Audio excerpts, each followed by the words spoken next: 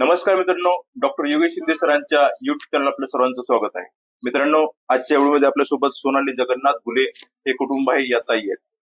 त्यांना मुलगी झालेली, त्यांची डिलिव्हरी नॉर्मल झाली, त्यांच्या घरात कन्यारत्न आलेलं आहे. आपण त्यांच्याशी चर्चा करूया. दादा, नाव पत्ता सांगा आपलं. माझं नाव सुनील भाऊसाहेब पवार, शेकटा, तालुका पैठण, जिल्हा संभाजीनगर. तुम्हाला हॉस्पिटलची माहिती कशी भेटली होती? आमच्या टेकाडे मॅडम आहे बिडकेनला. अच्छा, त्यांच्याकडून आम्हाला हॉस्पिटलची माहिती मिळाली. बरं. आणि कसं असतं, बऱ्याच वेळेस बाहेर सिजर सांगतात, पेशंट घाबरतो, कुटुंब पूर्ण घाबरत असतं, इथं पैशाचा भुर्दंड असतो, शरीराची हानी होत असते. अशा वेळेस आपल्या इथं नॉर्मल झालं, खूप आनंदात सगळं.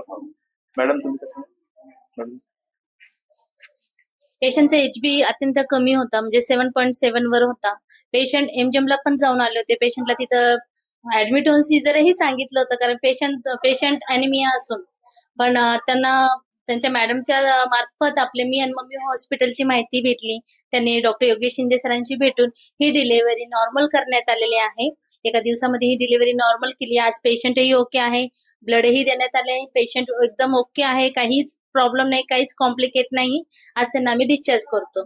पेशंटचे रिलेटिव्ह पण खुश आहे त्यांची डिलिव्हरी नॉर्मल झाल्यामुळं. बोलू शकतात काही नाही, डॉक्टरचे धन्यवाद अशा प्रकारचे मला वाटते, कारण आमचं पेशंट खूप अडचणीच होतं सर. पण या संकटातून त्यांनी वाचवलं आणि कन्यारत्न पण झाला. आता हो, ते आपल्या हातातल्या गोष्टी नाही, आम्ही सुखी आहेत. धन्यवाद. पूर्ण आनंदात कुटुंब आहे. आनंदात नॉर्मल झाला. नॉर्मल मुलगी पण चांगली आहे, मुलगी चांगली आहे, कमी होतं, आईची तब्येत पण चांगली. ताई बोलता, ताई कसं वाटतंय नॉर्मल झाल्यामुळे?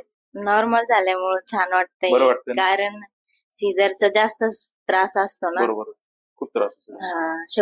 शेवटी झाला त्रास, पण मग नंतर नॉर्मलच केलं त्यांनी. तुला त्रासही होऊ देणार नाही, त्रासही होऊ दिला, काहीच नाही.